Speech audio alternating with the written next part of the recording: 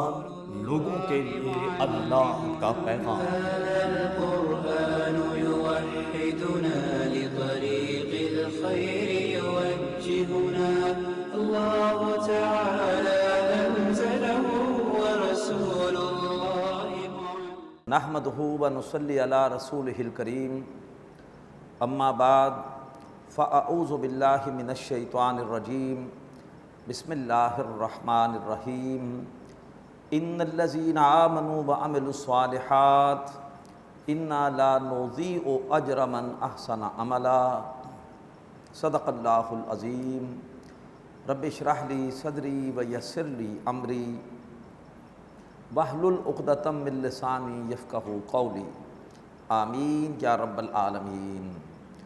محترم حضرات اور معزز خواتین، سورۃ الکہف کی آیت نمبر 29 میں اللہ نے نبی پاک صلی اللہ علیہ وسلم کو حکم دیا کہ آپ سرداران قریش کو خاطر میں نہ لائیں، ان کے مطالبات کو کوئی اہمیت نہ دیں، ان سے کہیں کہ یہ حق ہے میرے رب کی طرف سے، جس نے ماننا ہے مان لے، نہیں ماننا تو نہ مانے، جو نہیں مانے گا اس کا کیا برا انجام ہے اس کا ذکر بھی ہو گیا۔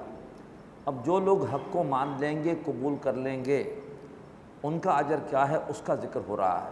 فرمایا ان الذین آمنوا وعملوا الصالحات، بے شک وہ لوگ جو ایمان لائے اور جنہوں نے اچھے اعمال کیے، انا لا نضيع اجر من احسن عملا، تو ہم اجر ضائع نہیں کریں گے اس کا جس نے بھی اچھا عمل کیا۔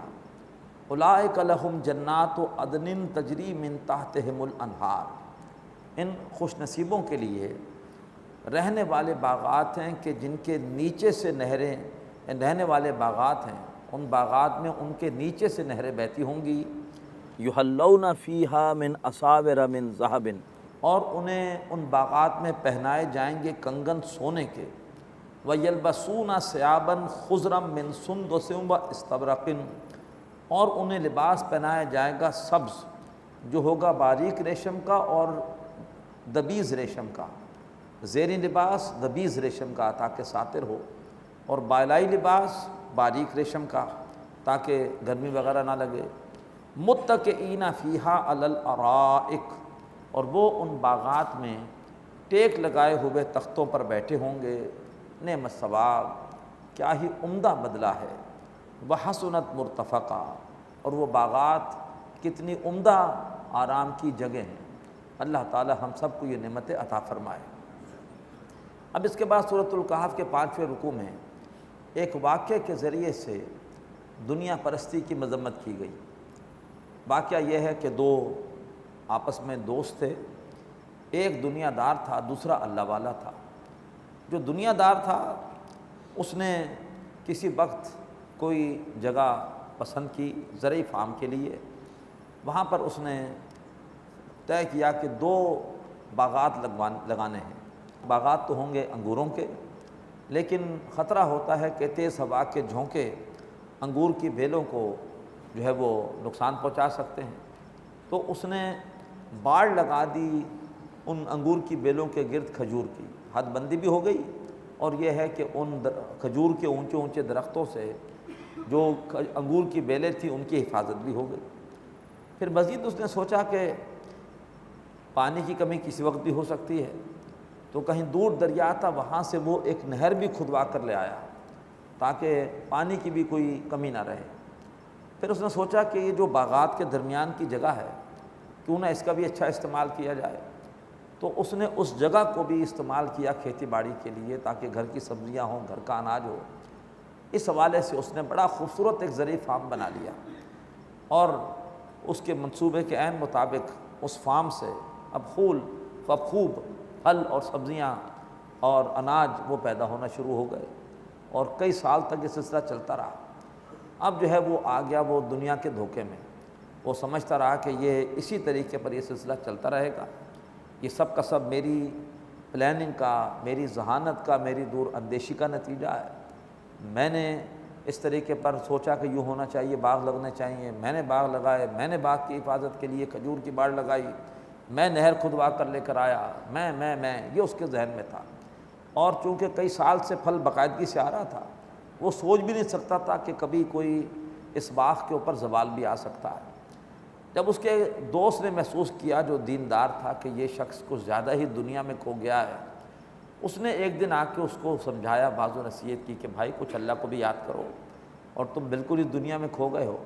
تو اس نے بڑے تکبر سے اپنے اس ساتھی کو ڈانٹا اور اس سے کہا کہ تم میرے سامنے کیا بات کرتے ہو، میں تم سے مال کے اعتبار سے، اولاد کے اعتبار سے، نفری کے اعتبار سے بہت اوپر ہوں، تمہارے پاس نہ مال ہے، نہ کوئی نفری ہے، نہ کچھ ہے، اور تم جو ہے وہ مجھے یہاں پر آ کر نصیحت کر رہے ہو۔ اور یہ ہے کہ جس اللہ نے مجھے یہاں پر دیا ہے وہ وہاں بھی دے گا۔ اس کا مطلب کیا ہے کہ تم یہاں پر بھی کلاش ہو، وہاں بھی تم کلاش رہو گے۔ تو یہ ہوتا ہے برائی کا وشش سرکل کہ پہلے دنیا داری کر کے خوب دنیا بنا لو اور پھر کہو کہ اللہ نے دیا ہے، اور جس نے یہاں دیا وہاں بھی دے گا، اللہ مجھ سے خوش ہے۔ حالانکہ پیسے کا ہونا، اچھے حالات کا ہونا کوئی اللہ کی رضا کی علامت نہیں ہے، امتحان ہے، اللہ تعالیٰ دے کے آزما رہا ہے۔ اور کسی کے پاس اگر پیسہ نہیں ہے تو یہ نہیں کہ اللہ اس سے ناراض ہے، اس کا بھی امتحان ہے، اللہ تبارک و تعالیٰ اس کے صبر کا امتحان لے رہا ہے۔ تو یہ دونوں صورتیں اللہ کے امتحان کی ہیں، نہ کوئی صورت اللہ کی ناراضگی کی ہے، نہ کوئی صورت اللہ کی رضا کی ہے۔ یہ پیغام ہے جو ہمیں اس واقعے سے ملتا ہے۔ فرمایا وَضْرِبْ لَهُمْ مَثَلًا رَجُلَيْنِ، اے نبی آپ ان کے سامنے مثال بیان کیجئے دو آدمیوں کی، جعلنا لأحدہما جنتین من اعناب، ہم نے بنائے تھے ان میں سے ایک کے لیے دو باغات انگوروں کے، ہم نے، اللہ تعالیٰ بار بار کہہ رہا ہے فاعل حقیقی ہمیں، یہ نہ سمجھو کہ میں نے باغ لگایا، ہم نے بنائے تھے ان میں سے ایک کے لیے دو باغات انگوروں کے، وَحَفَفْنَاهُمَا بِالنَّخْلِ، اور ہم نے گھیر دیا تھا ان دونوں باغات کو کھجوروں سے، وَجَعَلْنَا بَيْنَهُمَا زَرْعًا، اور ہم نے ان دونوں باغات کے درمیان اگائی تھی کھیتی، کِلْتَا الْجَنَّتَيْنِ آتَتْ أُكُلَهَا، دونوں کے دونوں باغات لاتے تھے اپنا میوہ، وَلَمْ تَظْلِم مِّنْهُ شَيْئًا، ان میں سے کوئی ایک بھی کمی نہیں کرتا تھا، دونوں باغات بھرپور انگور، بھرپور کھجوریں لا رہے تھے اور کوئی کمی کسی طرف سے بھی نہیں تھی۔ وَفَجَّرْنَا خِلَالَهُمَا نَهَرًا، اور ہم نے بہا دی تھی ان دونوں باغات کے بیچوں بیچ نہر، وَكَانَ لَهُ ثَمَرٌ، اور اس شخص کے پاس پھل بھی تھا، انسان کا پھل اس کی اولاد ہوتی ہے، اشارہ ہے کہ اللہ نے اس کو اولاد بھی دی تھی۔ فَقَالَ لِصَاحِبِهِ، تو اس نے کہا اپنے ساتھی سے، وَهُوَ يُحَاوِرُهُ، اور وہ اس سے بحث کر رہا تھا، أَنَا أَكْثَرُ مِنْكَ مَالًا وَأَعَزُّ نَفَرًا، یہ ہے تکبر بھرا جملہ، میں تم سے زیادہ ہوں مال کے اعتبار سے بھی، اور میں تم سے زیادہ عزت والا ہوں نفری کے اعتبار سے بھی، اتنے میرے نوکر ہیں، اتنے میرے خادم ہیں جو کہ میرے ان باغات کی دیکھ بھال کرتے ہیں، اور تمہاری کیا حیثیت اور تمہاری اوقات کیا ہے۔ وَدَخَلَ جَنَّتَهُ وَهُوَ ظَالِمٌ لِنَفْسِهِ، اور وہ اسی کیفیت میں داخل ہوا اپنے باغ میں، باتیں کرتا کرتا اپنے ساتھی کے ساتھ باغ میں داخل ہوا، اور وہ اپنی جان پر ظلم کر رہا تھا، اس پر نشہ چڑھا ہوا تھا اس وقت دنیا داری کا، دنیا پرستی کا۔ قَالَ مَا أَظُنُّ أَن تَبِيدَ هَٰذِهِ أَبَدًا، اس نے کہا میں گمان نہیں کرتا کہ کبھی بھی یہ باغ تباہ بھی ہوگا۔ بھئی کیسے تباہ ہوگا، میں نے سارے اسباب فراہم کر دی ہیں اس باغ کی حفاظت کے لیے، کھجوروں کی باڑ بھی لگا دی ہے اور نہر کا پانی بھی جو ہے وہ فراوانی سے دستیاب ہے، میں نہیں سمجھتا یہ باغ کبھی تباہ بھی ہوگا۔ وَمَا أَظُنُّ السَّاعَةَ قَائِمَةً، اور میں نہیں سمجھتا کہ کبھی قیامت بھی قائم ہوگی۔ وَلَئِن رُدِدتُّ إِلَىٰ رَبِّي، اور اگر بالفرض تمہاری بات صحیح ہے اور مجھے میرے رب کی طرف اگر لوٹایا بھی گیا، لَأَجِدَنَّ خَيْرًا مِّنْهَا مُنْقَلَبًا، تو میں اپنے رب کی طرف پلٹ کر جا کر اس سے بھی زیادہ بہتر پاؤں گا، جس نے یہاں دیا ہے وہاں بھی نوازے گا۔ قَالَ لَهُ صَاحِبُهُ، اس سے کہا اس کے ساتھی نے، وَهُوَ يُحَاوِرُهُ، اور وہ بھی اس سے بحث کر رہا تھا، أَكَفَرْتَ بِالَّذِي خَلَقَكَ مِن تُرَابٍ، کیا تو نے انکار کر دیا اس کا جس نے تجھے پیدا کیا ہے مٹی سے؟ تو نے اس پورے معاملے میں اللہ تعالیٰ کو بالکل درمیان سے نکالا ہوا ہے۔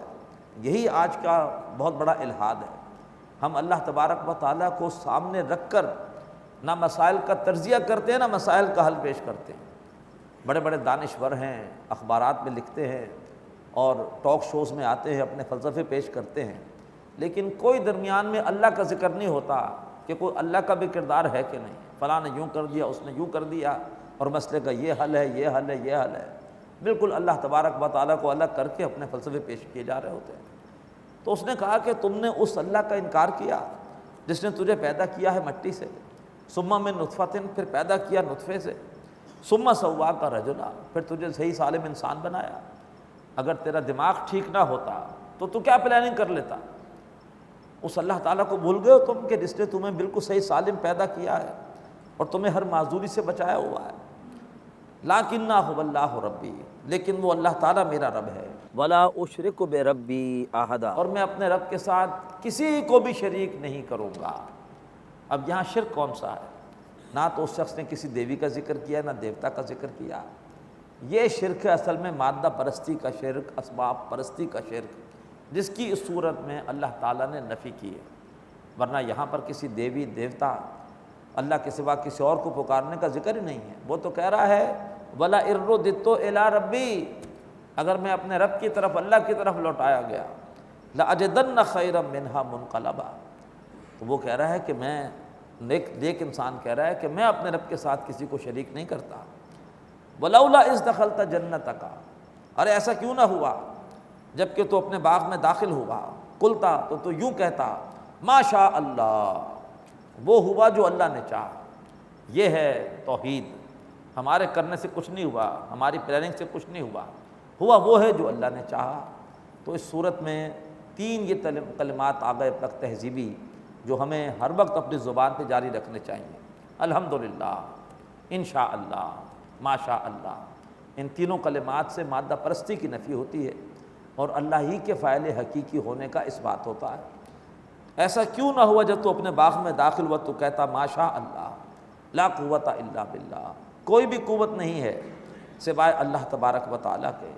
ان ترنی انا اقل منک مالا و ولدا، اور اگر تو دیکھتا ہے کہ میں تجھ سے قلیل ہوں، میں تجھ سے کم ہوں مال اور اولاد کے اعتبار سے، فعسیٰ ربی، تو ممکن ہے کہ میرا رب ان یؤتینی خیرا من جنتک، مجھے تیرے اس باغ سے بہتر عطا فرما دے، ویرسل علیہا حسبانا، اور تیرے باغ کے اوپر بھیج دے کوئی آفت من السماء، آسمان سے، فتصبح صعیدا صلتا، اور صبح کو تیرا باغ ہو جائے بالکل صاف میدان، چٹیل میدان، او یصبح ماؤہا غورا، اور یا صبح کے وقت اس کا پانی ہو جائے خشک، نہر پوری کی پوری خشک ہو جائے، فلن تستطیع لہ طلبا، اور تو باوجود کوشش کے بھی اس پانی کو واپس جاری نہ کر سکے، اس پانی کی سطح کو اوپر نہ لا سکے۔ درویش اس نیک انسان کی بات پوری ہوئی، وَأُحِیطَ بِثَمَرِهِ، اور اس شخص کا وہ پھل سمیٹ لیا گیا۔ کوئی ایسی آفت آئی کہ اس کا باغ تباہ ہو گیا، فَأَصْبَحَ يُقَلِّبُ كَفَّيْهِ عَلَى مَا أَنفَقَ فِيهَا، اور پھر وہ صبح کے وقت ہو گیا اپنی دونوں ہتھیلیاں ملتا ہوا اس مال پر جو اس نے اس باغ میں خرچ کیا تھا، جو بھی انویسٹمنٹ کی تھی اس نے، جو پیسہ لگایا تھا، وہ سارے کا سارا پیسہ بھی برباد ہوا، وقت بھی برباد ہوا، محنت بھی برباد ہوئی۔ فَأَصْبَحَ يُقَلِّبُ كَفَّيْهِ عَلَى مَا أَنفَقَ فِيهَا، اور وہ اپنی دونوں ہتھیلیاں مل رہا تھا اس پر جو بھی اس نے اس باغ میں مال خرچ کیا تھا۔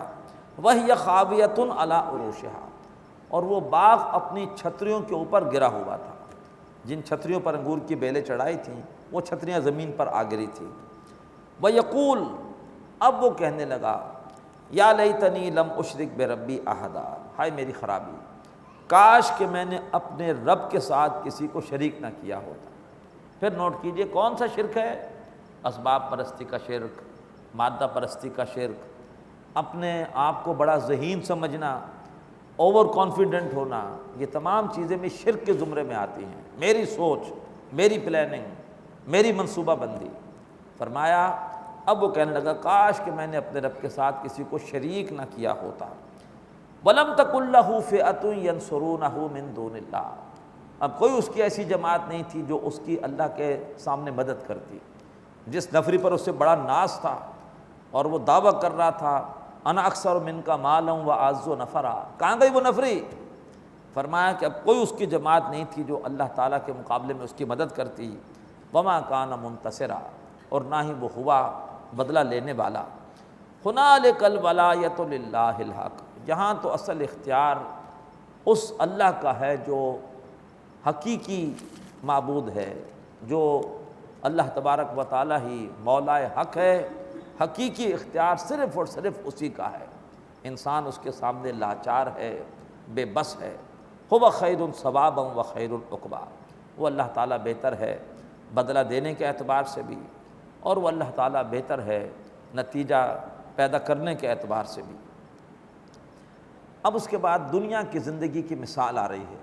یہ دنیا کی زندگی جس میں تم کھو گئے ہو، اسی کو سب کچھ سمجھ لیا ہے، بھولے ہوئے آخرت کو، اس کی حقیقت ہے کیا؟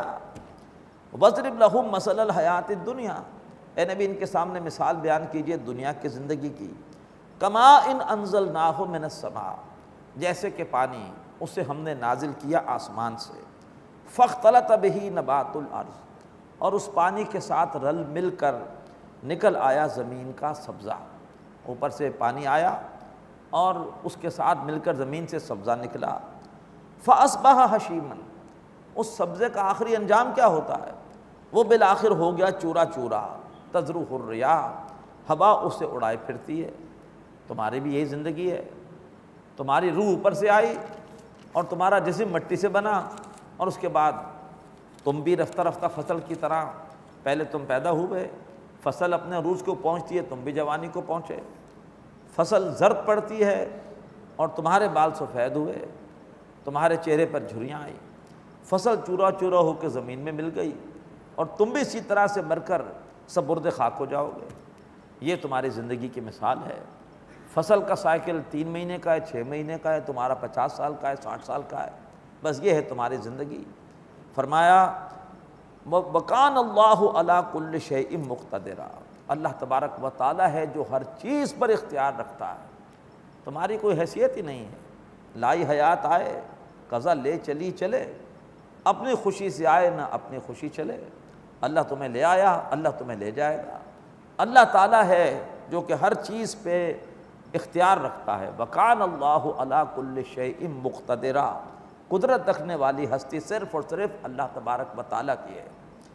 المال والبنون زینت الحیات الدنیا، یہ مال اور بیٹے دنیا کی زندگی کی زیب و زینت ہیں، ان کو یہی سمجھنا، ان پر زیادہ اعتماد نہ کرنا، ان پر زیادہ بھروسہ نہ کرنا۔